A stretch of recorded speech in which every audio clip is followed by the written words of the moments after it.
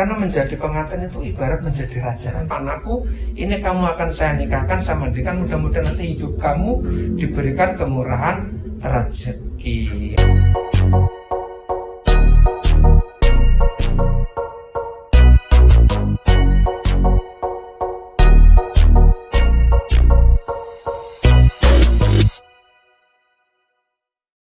Bismillahirrahmanirrahim. Assalamualaikum warahmatullahi wabarakatuh. Sahabat keluarga, sayang keluarga dimanapun, saling menjaga. Nah, kita ketemu lagi pada episode kedua yang akan membahas tentang pernikahan dan juga kehidupan setelah pernikahan dengan adat Jawa. Kembali lagi berjumpa dengan saya dan Pak Darwoto, seorang Pranoto Coro, seorang dalang nganten atau MC pengantin adat Jawa. Pak Darwoto, assalamualaikum. Waalaikumsalam, Bunda. Ketemu lagi, nyambung nih. Alhamdulillah, episode yang kedua. Kalau Nggih. kita bicara totalnya ada Ponco Laku Tomo, 5 laku utama. Yang episode pertama kita sudah membicarakan 3 laku, maka sekarang kita akan membicarakan sisanya ada 2 laku lagi. Nah, sekarang laku yang keempat. Iya. Terima kasih. Assalamualaikum warahmatullahi wabarakatuh. Waalaikumsalam. Bunda yang kami hormati, sahabat keluarga yang budiman, bahwa laku Poncotomo atau laku yang keempat yang akan kita diskusikan, kita bahas, yaitu acara pernikahan. Itu Poncotomo yang keempat. Jadi pernikahan ini makna yang lebih umum adalah dilakukan sesuai dengan agama masing-masing. Sahabat keluarga, umumnya kalau kita datang di prosesi pernikahan secara Islam, Bunda, biasanya kita akan sering ketemu pembacanya suci Al-Quran. Jadi rangkaian acaranya kan dimulai dari sambutan dan macam-macam, dan biasanya kemudian masuk acara inti, yaitu diawali dengan pembacaan ayat suci Al-Quran. Nah, setelah kami teliti dengan para senior dulu di era tahun 80-an, 90-an, yang ternyata para guru ngaji kita akan mengajarkan bahwa Al-Quran itu sumber perjalanan bagaimana mengatur kehidupan berbangsa, bernegara, bermasyarakat, dan berkeluarga. Benar, lengkap, komplit. Makanya ketika seorang muslim yang mau nikah dibacakan harum, umumnya itu salah satu terjemahannya kan, jadikan istrimu dari jenismu sendiri supaya kalian cenderung merasa damai bersamanya. Ini maknanya bahwa pengantin yang tidak 3 laku tomo sebelumnya dilalui, maka ketika sudah berhadapan dengan wali nikah, maka harus tetap melandaskan kepada Al-Quran dan itu yang. Nah, pada saat acara akad nikah mungkin banyak orang yang sudah paham bahwa kan saya nikahkan titik-titik anak-anak. Itu kan pernyataan ijab dan qabul, menyerahkan dan menerima. Betul. Bahwa mulai hari itu, itulah kenapa si Ramadhan itu orang tua itu sudah akan lepas tanggung jawabnya terhadap si perempuan, karena sudah diserahkan kepada laki-laki. Makanya tadi di sebelumnya juga saya singgung, yang disebut bapak itu bab sudah pepak, ya di situ itulah beratnya menjadi imam bagi seorang laki-laki.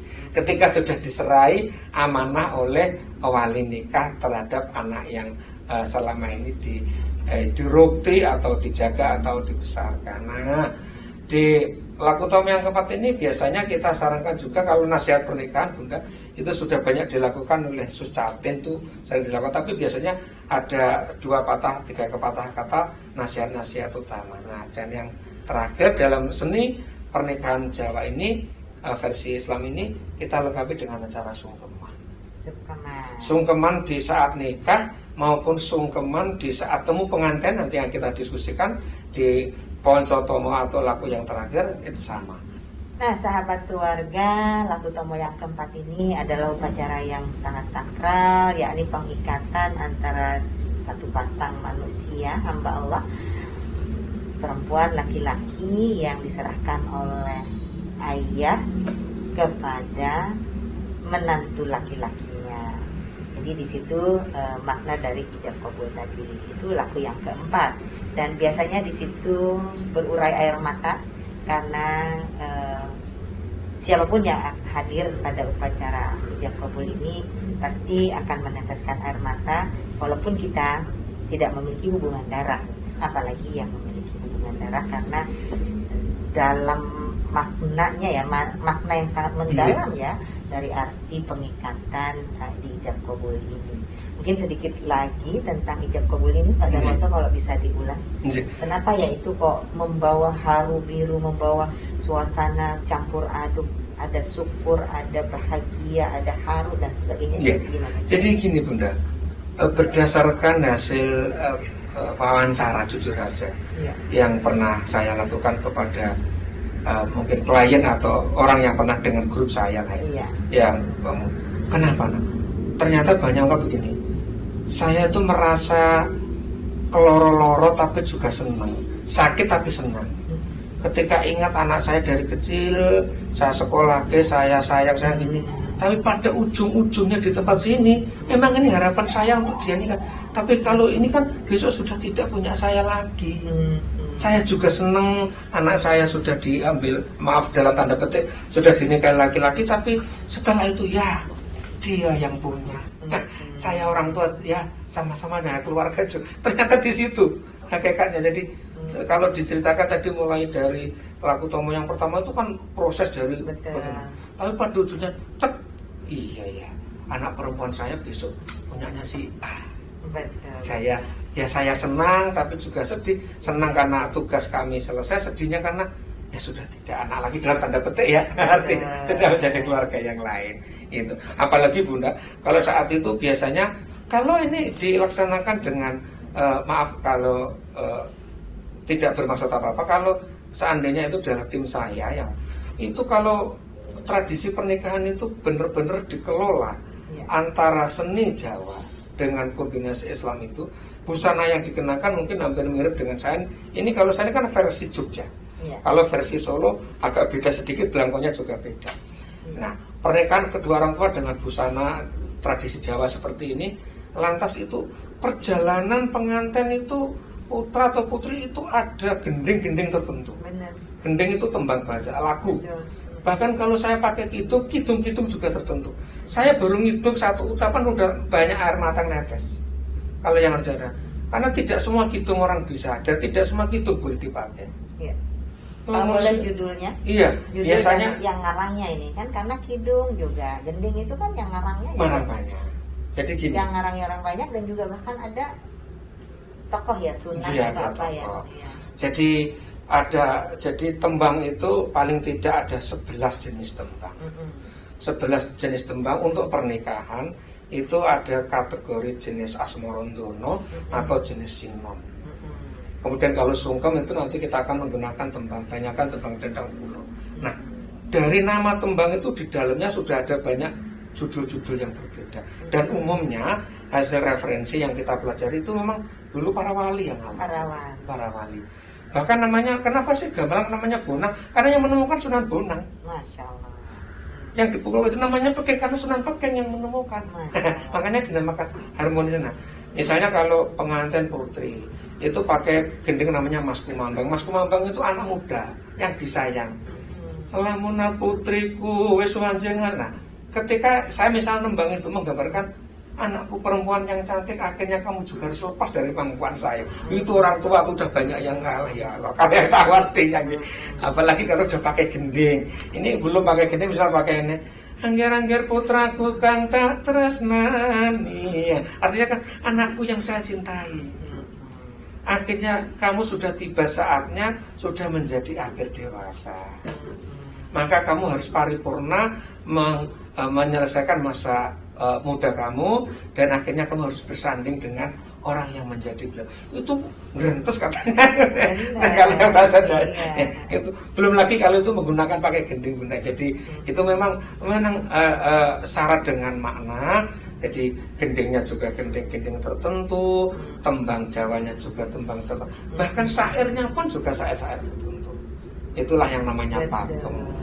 Betul, luar biasa. Jadi integrasi atau kombinasi ataupun kesatuan antara nilai-nilai religi dan nilai-nilai religi itu lalu kemudian dituangkan ke dalam sebuah karya seni, dan itu kemudian dijadikan satu kesatuan dalam toto coro upacara pernikahan, maka di sanalah kesahduan itu terbangun, lalu kemudian di sanalah juga segala rasa, segala asa, cita-cita menyatu, yang tentu saja semuanya bermuara pada doa yang melakukan pernikahan ini agar dijadikan keluarga yang sakinah, mawaddah, warohmah.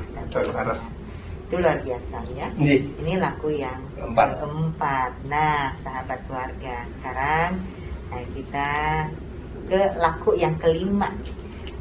Dalam laku yang kelima ini tidak kalah serunya tentu saja. Yuk sahabat keluarga, kita terus tongkrong ini Pak Darwoto cerita ya. Habis ini nanti sahabat keluarga pun bisa meninggalkan pesan kalau mau tanya kontak person Pak Darwoto di mana dan sebagainya.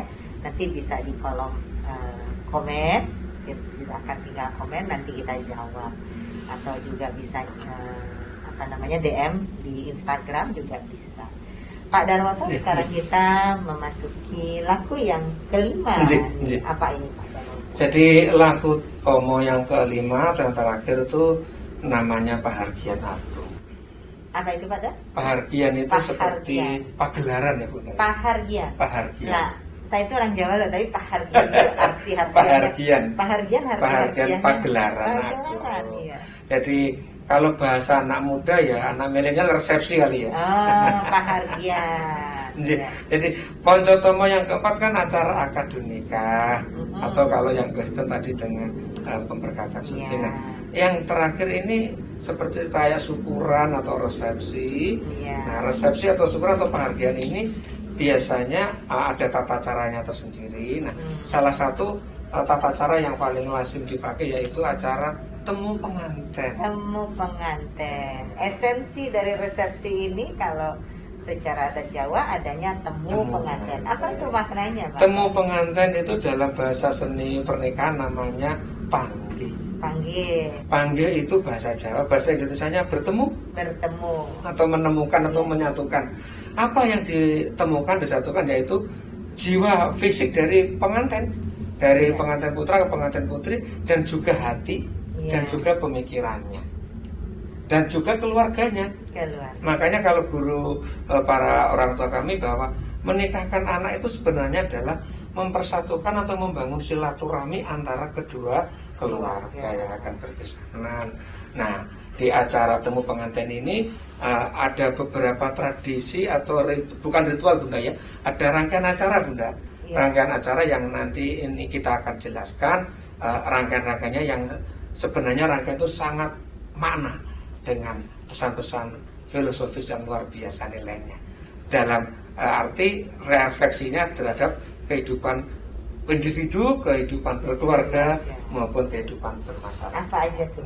Jadi gini, temu pengantin itu dimulai dari istilahnya tadi saya katakan panggil, sudah saling bertemu.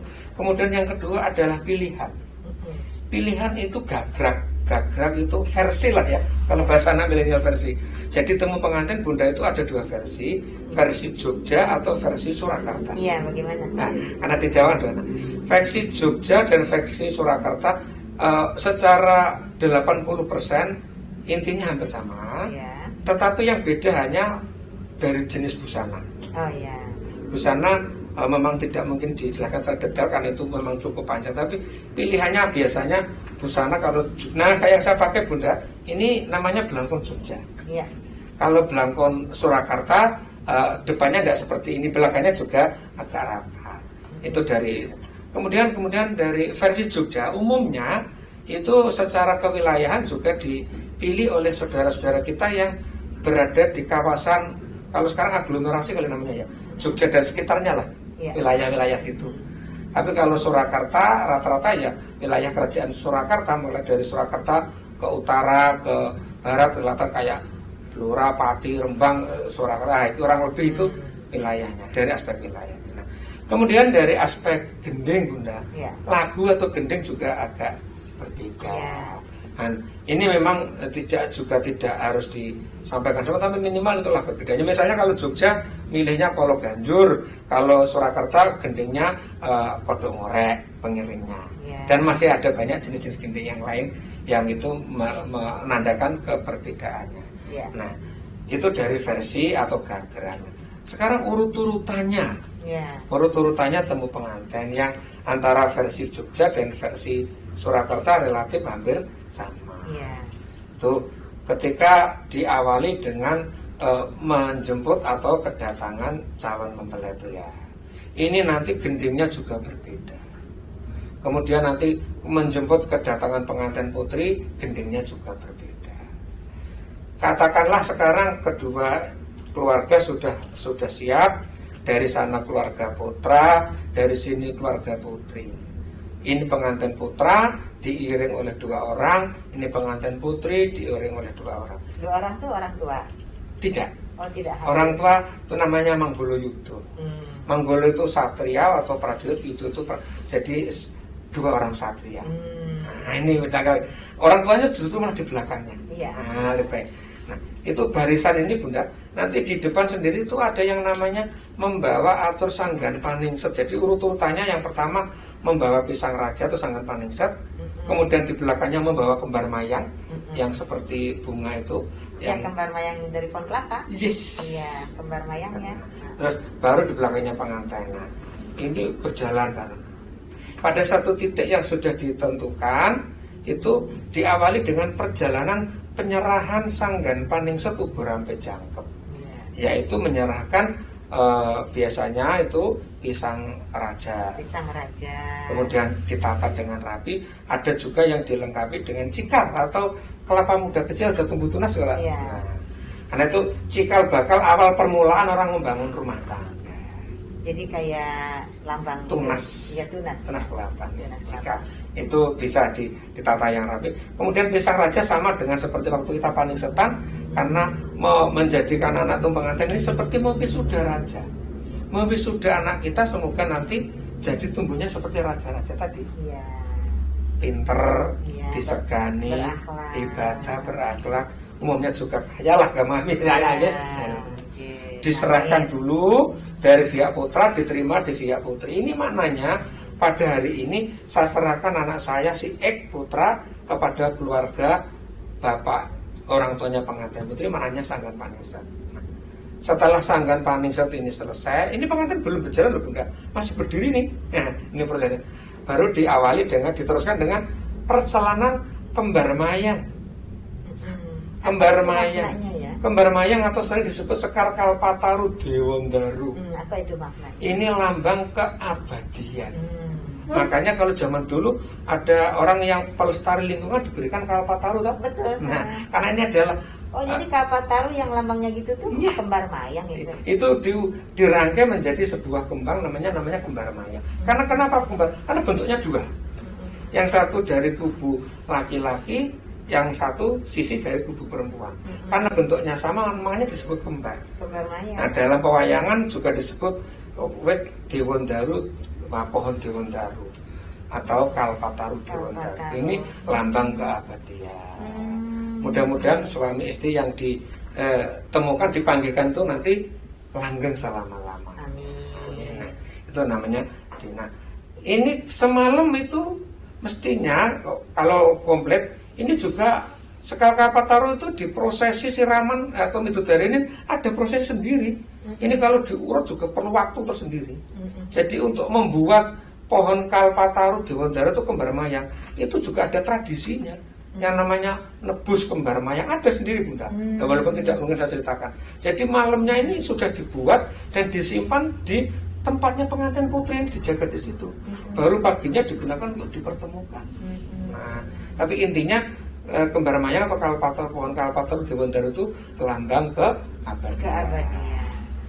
2 prosesi sudah selesai, baru pengantin diarak berjalan untuk saling bertemu di titik yang ditentukan.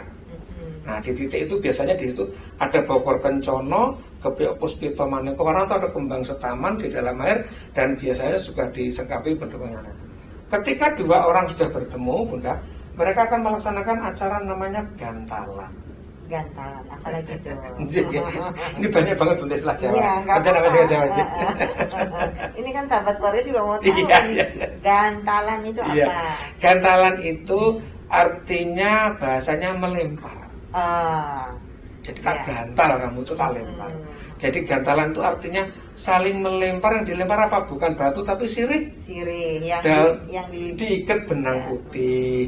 Namanya sedah lininding ing lawe septa. Bentuknya 3. Septa, rasa, dan karya.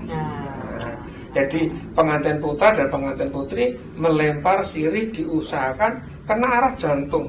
Tak panah kan? Iya, panah asmara ya. Panah asmara. Jadi ulu hati lah, jantung mana. Maknanya apa begitu? Itu kenapa gantalan harus atau melempar sirih harus diusahakan kena arah jantung? Kenapa kok nggak kena kepala atau kenapa nggak kena lutut itu ya?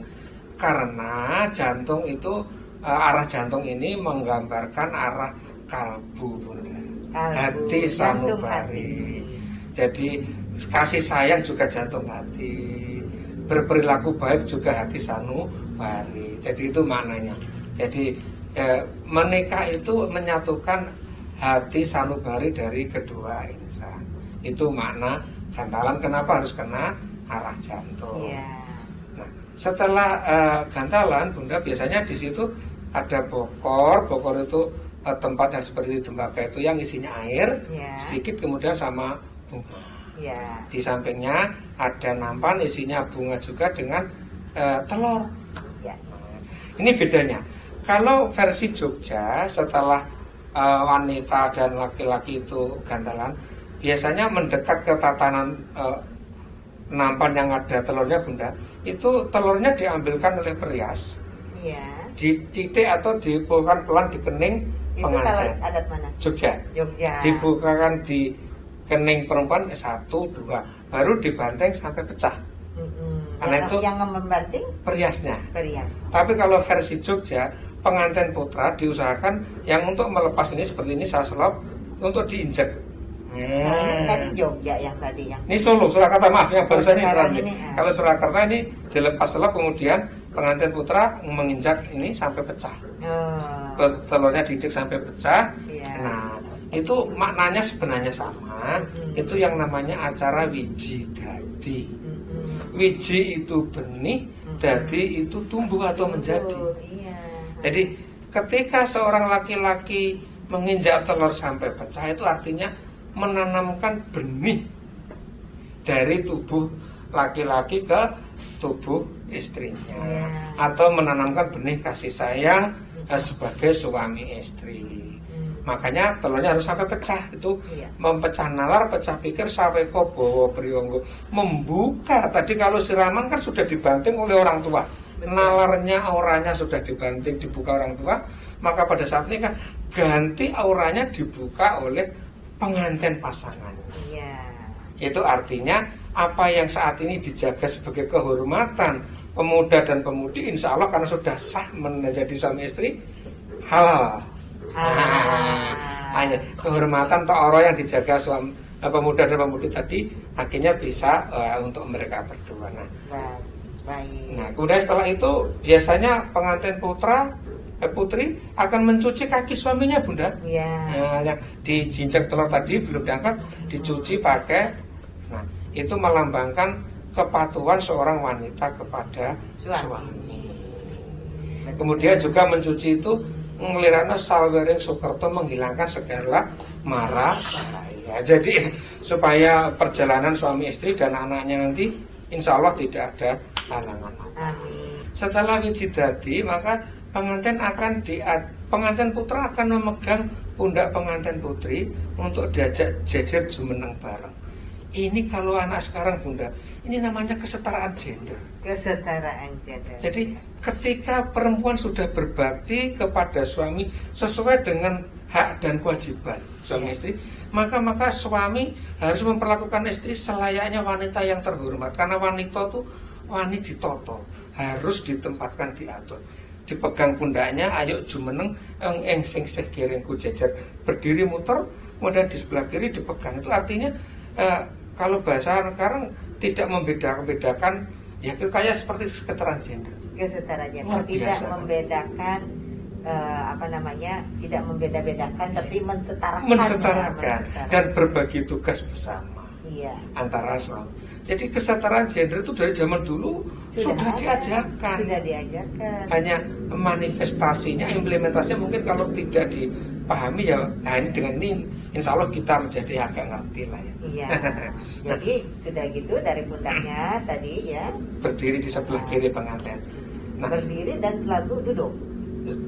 Berdiri dulu. Berdiri Setelah dulu. setelah berdiri maka disambut dengan acara berikutnya yaitu yang namanya emban sindur. Nah tadi sindurnya tadi episode sebelumnya kan sudah saya singgung, ada acara sindur waktu jualan dawet. Iya, dipakai sindur. Selendang merah putih. Selendang merah putih. Nah, jadi mereka berdatang berdua disambut oleh orang tua pengantin putri dengan acara yang namanya emban sindur. Emban itu menggendong, sindur itu selendang merah kombinasi putih. Ya waktu itu Bunda juga sudah menyinggung sindur itu berarti akronimnya isin mundur, malu bila berbalik tubuh. Iya. Malu isin. Kalau mundur itu ya berjalan mundur kan ke belakang. Jadi artinya tataplah masa depan Anda sebagai suami istri. Dan kenapa harus digendong oleh bapak? Kenapa nggak jalan sendiri? Nah, karena wajibnya di awal saya katakan orang tua itu yang mengukir jiwa raga anak. Jadi anakku kalian sudah menjadi suami istri, tapi untuk menatap masa depan inilah saya contohkan cara menjalani keluarga. Karena orang tua kan lebih dulu keluarga Bunda. Betul. Anaknya kan baru sekarang ya. Betul. Jadi ikutilah. Makanya diemban, dipegang ujungnya ini berjalan, di belakangnya ibu memegang pundak anak. Itu seperti ungkapan tut wuri handayan. Jadi anaknya berdua kan? Iya. Yang disindurin itu kan dua-duanya. Iya. Seolah-olah itu sebenarnya digendong. Digendong. Karena nggak kuat ya jalan aja bertiga, Jalan. simbolisnya digendong ya. Nah, ibunya memegang pundaknya dari Belakang. belakang, berjalan menuju ke arah pelaminan. Iya. Nah, ibu akan senantiasa melindungi, mendampingi anaknya Bunda sampai kapanpun. Pastinya. Kasih sayang ibu yang tidak akan pernah terputus sampai Betul. kapanpun.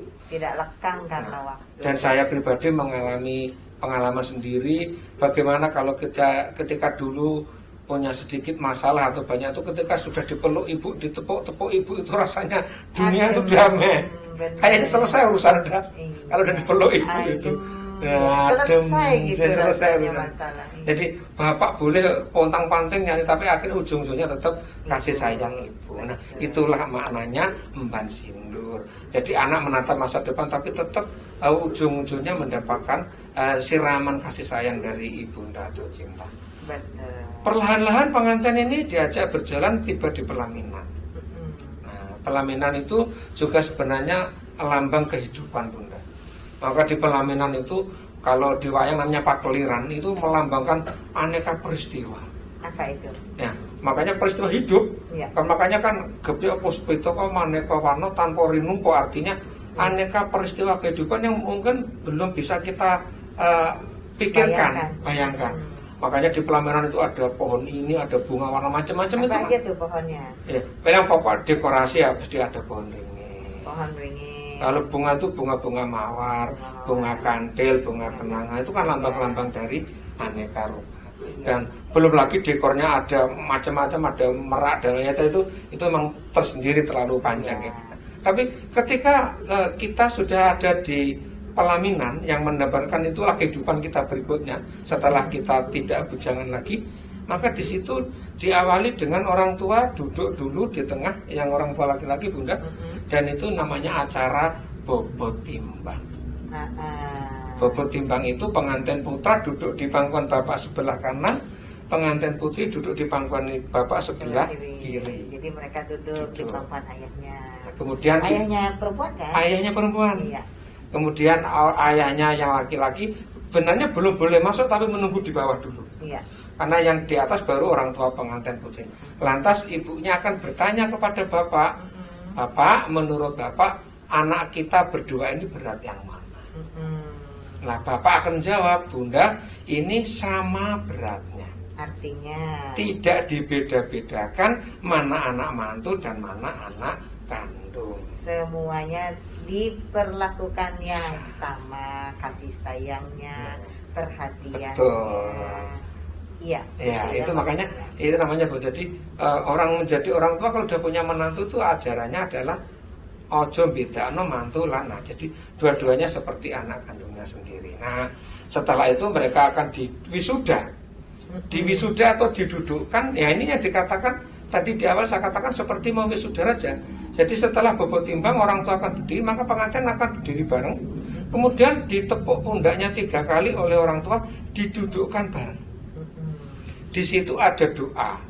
Doa intinya adalah pada hari ini saya akan mewisuda, akan menempatkan anak saya untuk menjadi suami istri insya Allah selama-lamanya. Rukun reruntungan kadya mimilan mintuno. Rukun selamanya, runtang-runtung pokoknya gitulah. Mimilan mintu. Sakinah mawaddah warahmah. Iya, mawaddah warahmah. Itu nah, setelah mereka duduk jenjem tentrem nyaman, maka orang tua duduk di sampingnya. Nah, ini orang tua putra masih di bawah bunda, belum boleh naik, belum ada. Nah, setelah itu dilanjutkan acara kacar kucur. Ini maknanya juga luar biasa. Ya, sahabat keluarga luar biasa ya. Bagi yang sudah pernah menjalani pernikahan adat Jawa, ini bisa merewind kembali, mengingat kembali segala bentuk peristiwa. Kalau dulu belum sempat memaknai secara utuh, nah kita kembali memaknainya bersama dengan pakarnya Pak Darwoto. Dan bagi yang akan menjalani pernikahan dengan adat Jawa, maka yakinlah bahwa adat Jawa itu masih relevan sampai dengan saat ini keberadaannya terhadap nilai-nilai kehidupan yang kita maknai dan juga jalankan sehari-hari. Nah, sahabat keluarga, kita lanjut lagi yuk bincang-bincang dengan Pak Darwoto. Tambah seru nih Pak Darwoto. Berikutnya setelah itu apalagi nih Pak Darwoto? Tadi saya sebutkan itu namanya dilanjutkan dengan rantapan yang dicoro kacar kucur, atau rangkaian acara kacar kucur. Kacar kucur, sahabat keluarga, itu ditandai dengan pengantin putra menyerahkan piranti atau peralatan ke berumah tangga kepada istrinya. Itu biasanya bunda, ini ada nampan kecil, isinya sama kacu, isinya beras kuning. Kacu itu kacu sapu tangan, kacu. Sahabat keluarga mohon maaf, ini Jawa banget jadi kacu. Jadi sapu tangan kecil, kemudian ada temennya itu nanti pengantin putra akan menuangkan uang receh, beras kuning, palawija dan sedikit rempah-rempah. Iya, dicampur, dituangkan ke pangkuan pengantin putri. Nah, kacar kucur ini memanakan kacar kucur kacang kawak dele kawak yang cedak iso sedadi sedulur, yang jauh akan menjadi saudara. Itu namanya kacar kucur. Kemudian kacar kucur juga bermakna wajibnya seorang laki-laki bunda mencari harta, mencari ilmu, nafkah macam-macam untuk diberikan kepada istrinya guna mencukupi keperluan hidup keluarganya. Jadi kalau laki-laki ini sahabat keluarga, kalau perlu harus kerja lembur tidak apa-apa, mencari rezeki untuk keperluan. Nah, itu maknanya. Kerja kerasnya itu di kacar kucur. Nah, ketika menerima kacar kucur, pengantin putri diusahakan jangan ada yang rebel atau jatuh, atau jatuh sedikit, jangan berhamburan. Tidak boleh. Itu maknanya supaya hidupnya tidak boros. Dan pintar menyimpan rahasia keluarga. Jadi kalau sahabat keluarga nanti yang sudah berumah tangga kalau punya masalah suami istri tidak boleh mengadu kemana-mana, ngadunya hanya kepada Allah Subhanahu wa Ta'ala. Itu maknanya menyimpan rahasia keluarga. Dan juga pintar memanage keuangan keluarga. Tidak boros, membeli dengan prioritas yang pasti ya, maksudnya prioritas yang esensial. Jadi apa yang harus diprioritaskan tuh paham, dan juga memang itulah yang prioritas, dan juga menjaga rahasia keluarga. Itu ya maknanya ya, luar biasa. Lalu setelah itu, jadi kan setelah kacar kucur sudah doanya kita kan anak-anak itu diberikan kemurahan rezeki, harta benda, maka dilanjutkan dengan acara tompo koyo bunda. Apa itu lagi? Tompo koyo, tompo itu menerima, koyo itu harta. Jadi kita sudah bekerja siang malam, maka kacar kucur yang diterima tadi diserahkan kepada ibunda. Ibu pengantin putri juga tidak ke bapak, harus ke ibu. Kembali ibu tetap ibu, yang tidak ada duanya. Jadi doanya begini, ayah dan bunda kami sudah bekerja, kami diberikan kemurahan rezeki, mohon ayah dan bunda bisa menerima bakti saya. Jadi menyerahkan itu artinya dalam bentuk ungkapan bakti seorang anak kepada orang tua. Jadi ke ibu siapa? Ke ibunya? Ke ibu pengantin putri. Pengantin putri. Nggih. Karena kalau laki-laki sudah nikah itu kan gabungnya di Pengantin putri. jadi itu artinya minta doa restu.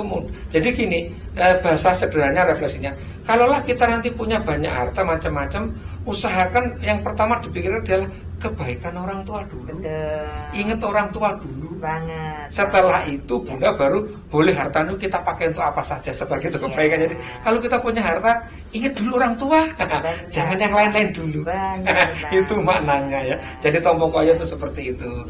Maka orang tua akan menerima, dan setelah itu ke adicara selanjutnya atau urutan acara berikutnya adalah acara dahar klimaks walimahan. Dahar itu makan, wali klimak itu puncak, kalimahan itu asmara. Jadi puncak asmara, menikmati indahnya asmara.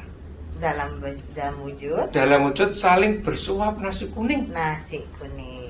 Jadi ketika tangan pengantin meremas-remas mengumpulkan nasi, itu namanya mengumpulkan kasih sayang. Maka di acara ini bunda, pengantin putra menyuapi pengantin putri. Dan harus pakai tangan ya? Pakai tangan sebaiknya. Tidak boleh pakai sendok ya? Sebaiknya pakai tangan, karena itu lambang mengumpulkan rasa kasih sayang. Ya tentu saja kalau zaman sekarang sudah steril ya. Sudah steril. Tentunya kalau hari-hari kayak begini ya pasti hand sanitizer harus dikondisikan. Cuci tangan dulu. Pengantin putra menyuapi pengantin putri menyuapi pengantin putra. Artinya suami istri saling memberikan rasa kasih dan sayang. Tidak boleh egois. Makanya kalau suaminya nyuapi 3 kali, perempuannya juga harus 3 kali. Ada hitungannya, ada batasan hitungannya apa? Idealnya 3 kali. 3 kali. Idealnya 3 kali. Jadi mencapainya seperti itu. Nah, setelah itu dilanjutkan dengan acara unjuk tirta perwito aja atau unjuk tirta atau air putih. Minum air putih. Minum air putih itu dengan harapan dan doa jenjem tentrem, semoga asmara mereka berdua itu segera diridhoi oleh Allah menjadi buah momongan atau dambaan. Nah, jadi semuanya penuh doa, semuanya penuh harapan. Itu sebenarnya dulu ajaran menurut beberapa riwayat bunda, itu memang para wali dalam mensiarkan agama.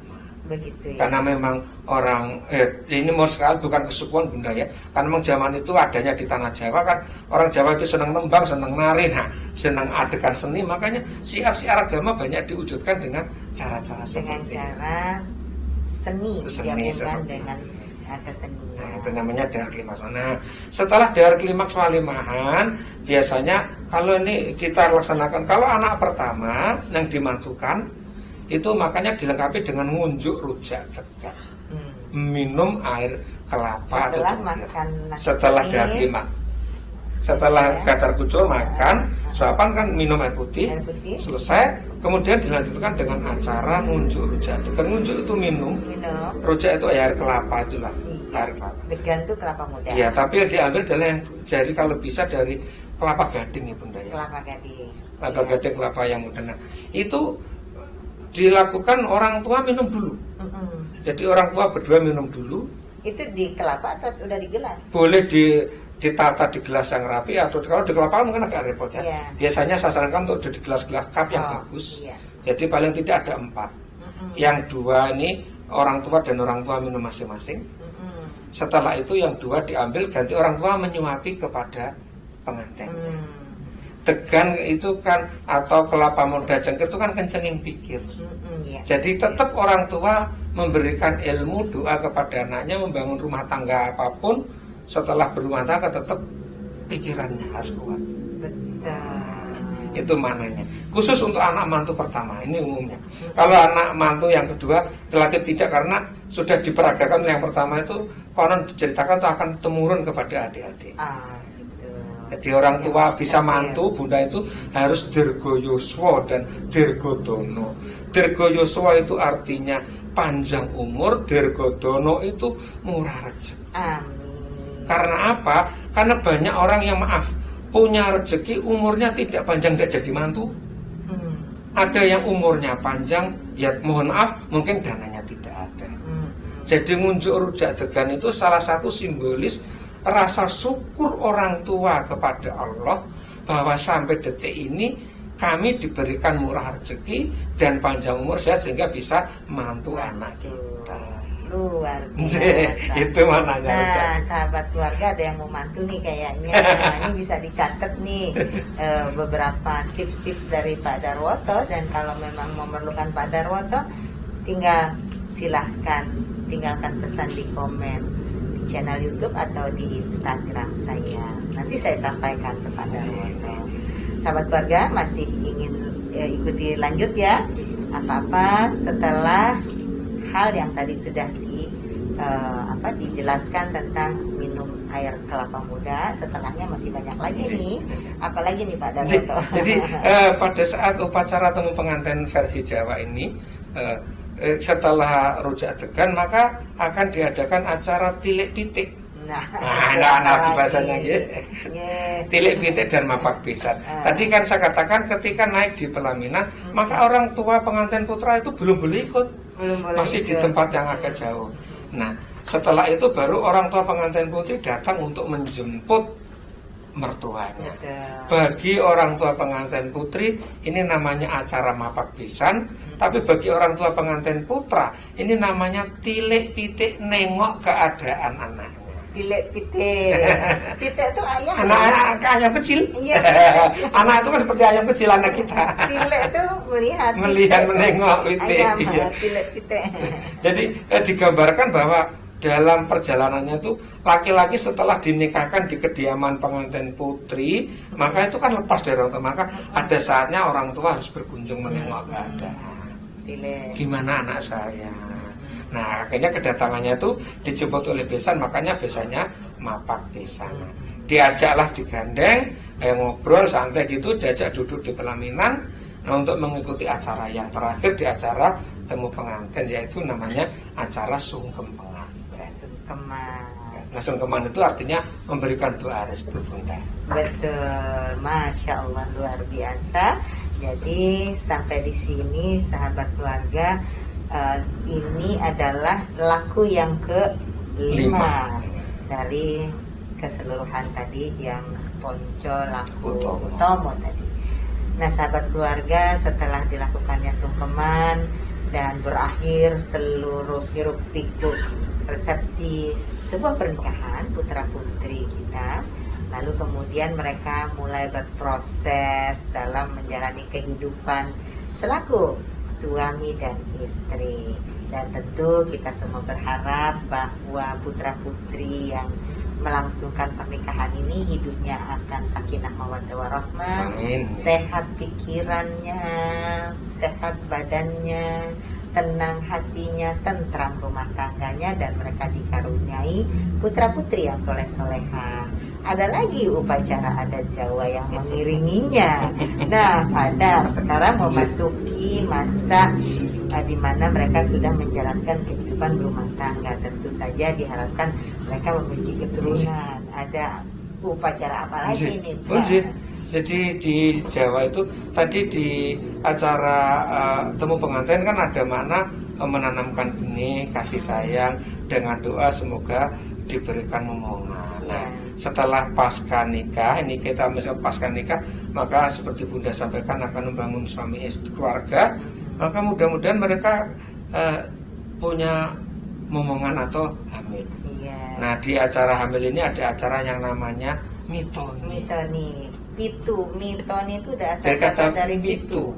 Pitu itu 7. Ya, apa ini Pak? Itu artinya perayaan atau doa-doa yang dilaksanakan pada hamil yang ke-7 bulan. 7 bulan. Jadi bahasa Jawa itu perubahan linggo makna itu dari kata benda menjadi kata kerja. Kata bendanya kan pitu, kalau jadi kata kerja jadi mitu. Iya. Nah itu jadi mitoni artinya. Nah pada acara mitoni ini Bunda, itu juga ada beberapa properti, rangkaian acara maupun sarana-sarana yang digunakan, yang semuanya juga syarat dengan makna. Apa aja itu? Pertama, tata caranya diawali dengan sungkeman kepada orang tua. Ini sekali lagi saya ingatkan berkali-kali sahabat keluarga, orang tua tetap nggak ada gantinya di dunia. Walaupun kita sudah punya suami atau punya dan bahkan sudah hamil pun untuk melakukan tetap pertama sungkem atau mohon doa restu kepada orang tua. Betul, Nah, miton ini biasanya dilaksanakan di kediaman yang dipilih. Tapi intinya diawali dengan anak kita yang sedang hamil tadi itu minta doa restu kepada orang tua tercinta. Iya. Kedua keluarga kalau masih utuh. Iya. Setelah itu kemudian mereka dibawa ke tempat yang namanya ngadi saliro atau ngadi itu membersihkan diri. Nah, di sini ini ada beberapa makna penting. Karena zaman dulu itu belum ada teknologi ya Bunda ya. Iya. Jadi ketika wanita itu kan mandi berganti dimandikan oleh perias atau oleh Paranoto Adibusono itu 7 kali baju ini kainnya ini ganti 7 kali. Nah, pada air yang terakhir itu dikeluarkanlah ini telur dari perias, dijatuhkan dari ujung sini merambat ini turun sampai jatuh ke tanah. Konon, nah ini konon ya, kalau telurnya itu pecah, nanti kemungkinan anaknya perempuan. Kan dulu belum ada USG Bunda ya. Iya. Jadi, kalau telurnya tidak pecah, konon mungkin laki-laki. Laki-laki. Salah satu. Ini USG model zaman dulu. Nah, setelah itu kemudian ada acara pantes-pantesan. Pantes-pantesan itu setelah selesai mandi, kemudian perempuan yang sedang hamil tadi itu berganti kain dengan 7 rupa tadi, ditanya, itu hanya seni aja ya. Ini cantik belum, ini cantik belum. Akhirnya akhir yang ke-7 baru dinyatakan cantik. Nah, ketika itu sudah dinyatakan cantik, maka dilanjutkan dengan acara. Kalau di pengantin di mau nikah kan ada jualan dawet. Betul. Nah, kalau di Tingkeban ini atau 7 bulan ini ada namanya dodol rujak. Dodol rujak. Nah, setelah yang ibu yang hamil tadi mandi cantik, kembali dipayungi oleh suaminya. Tetapi sekarang yang dijual itu rujak. Nah, rujak. Apa maknanya? Kan katanya orang itu kan suka ngidam Bunda. Saya si laki-laki Bunda gak pernah. Tapi kata jadi kalau orang hamil itu kan pengennya kan makan yang kecut-kecutan, pengen rujak pedes ya. Makanya itu melambangkan rasa keinginan dari ibu yang hamil itu. Makanya Garwan bayi. Nah, setelah itu selesai kemudian ada acara yang namanya kalau di Tingkeban itu namanya mecah degan. Iya. Nah, itu hampir sama dengan acara dengan. Nah, jadi ketika yang ibu ini jualan jualan rujak, maka di sisi yang lain orang tua neneknya itu gendong ini seperti bayi ini, talelo-lelo ledung itu kelapa tadi. Iya. Kelapa itu sudah ada 2 jenis. Kemudian itu kelapa itu kayak dilukis gitu kan? Iya. Dilukisin apa itu wayang ya? Komojoyo dan Dewi Rati. Iya kan? Tokoh wayang. Iya. Satu perempuan satu laki. Iya, Komojoyo dan Dewi Rati. Nah, pada saat itu nanti ditaruh di atas di depan pintu. Kemudian disediakan golok ya kalau bahasa Betawi. Maka ada acara mecah degan itu. Bukan mecah, kalau siraman kan mecah kendi, kalau mecah degan tadi suaminya tadi suruh membelah degan 1 kali ya. Kalau kebetulan pas tengah ya perempuan.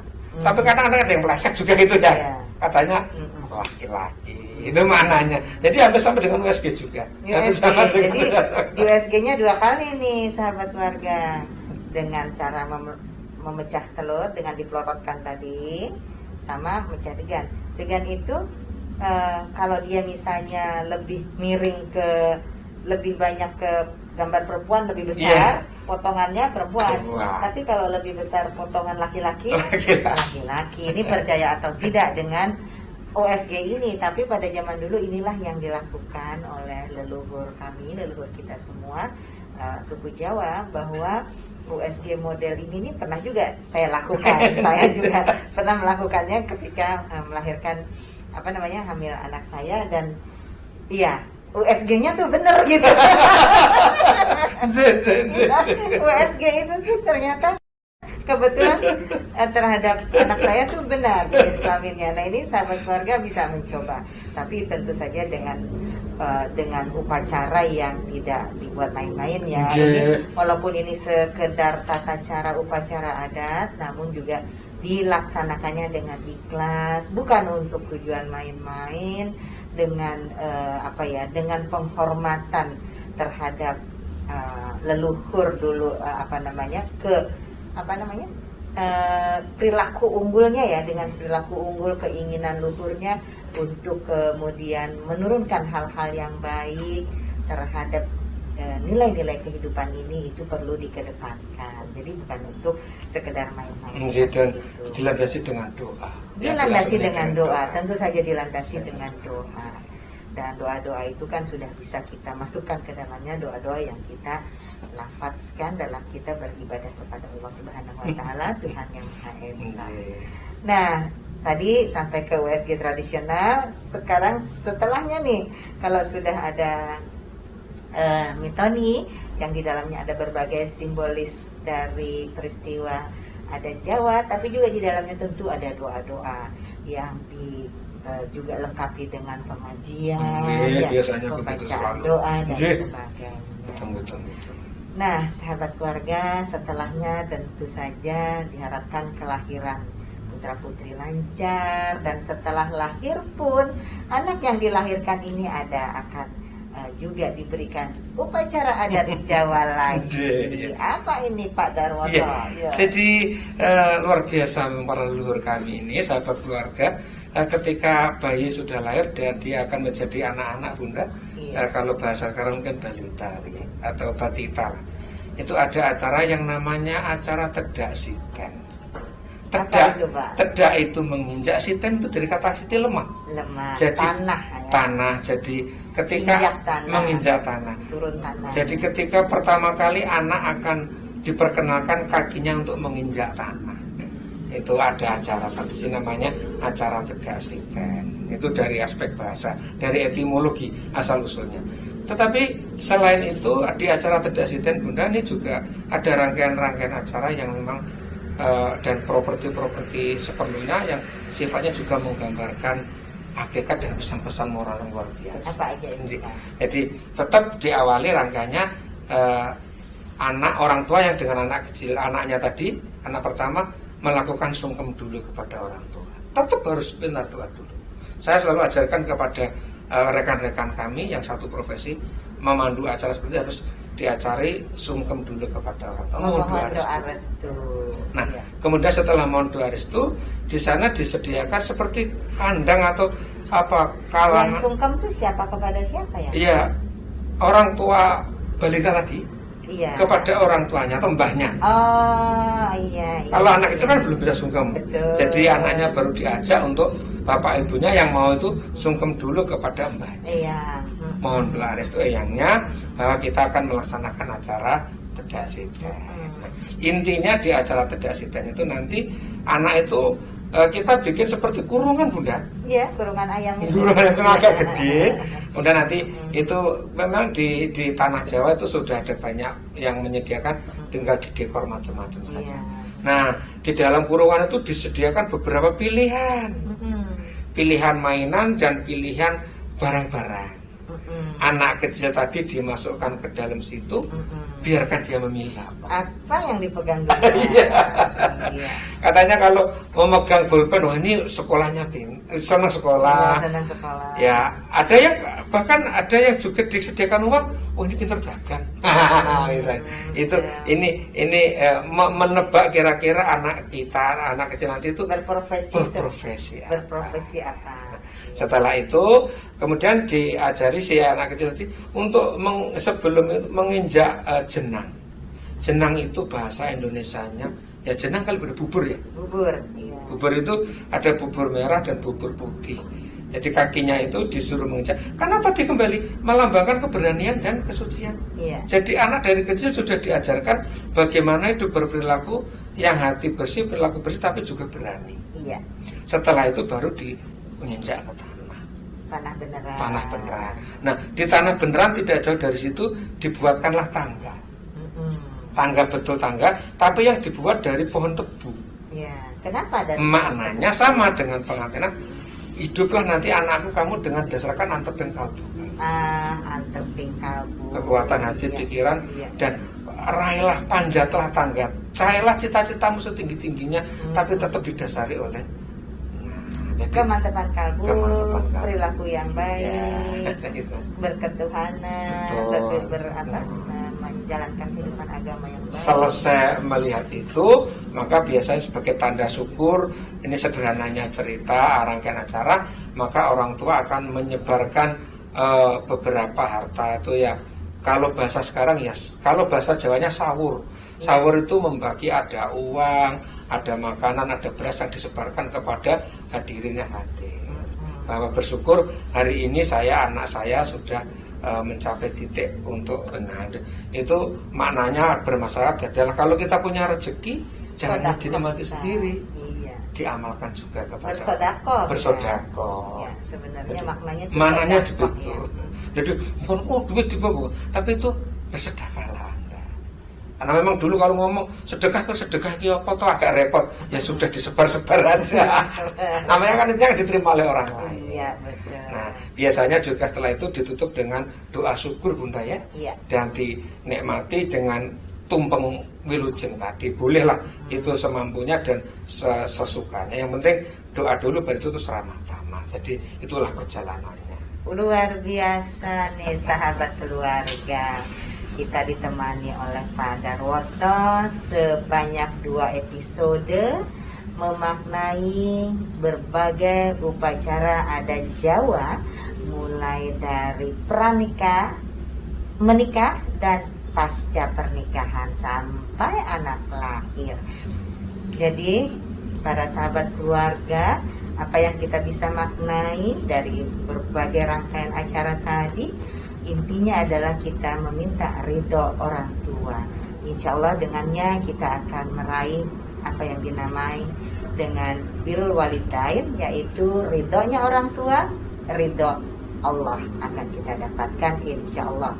Di samping ridho orang tua, ridhonya Allah, lalu kemudian juga kita diajarkan bagaimana kita hidup dengan sebuah kesucian niat, kebersihan jiwa, dengan berbagai aktivitas-aktivitas yang juga senantiasa kita niatkan untuk kebaikan, dan juga kita berani tentu saja mengarungi kehidupan ini di jalan yang benar, di jalan yang lurus, dengan terus diiringi tentu saja oleh orang tua kita, walaupun kita sudah tidak bersamanya, namun percayalah hal-hal yang sangat baik, hal-hal yang sudah diajarkan, yang itu tadi diperlambangkan dengan cengkir dan sebagainya ya, artinya pikiran kita terus diisi, kolbu kita terus dikuatkan, insya Allah bersatunya pemikiran-pemikiran yang kuat dan baik dengan keteguhan hati dan jiwa kita, maka langkah kita ke depan ini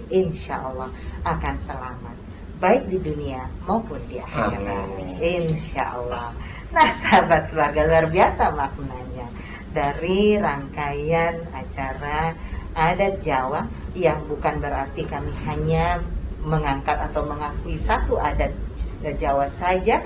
Kami pun mengakui adat istiadat di tempat lain juga pastinya memiliki makna-makna yang sangat penting dan luhur juga. Insya Allah kita akan hadirkan pemaknaan adat istiadat suku-suku bangsa yang ada di Indonesia. Terima kasih sahabat keluarga, untuk kali ini kita sudahi sampai di sini. Jangan lupa tentu saja terus subscribe, komen, like, dan share sebanyak mungkin. Terima kasih. Assalamualaikum. Waalaikumsalam warahmatullahi wabarakatuh.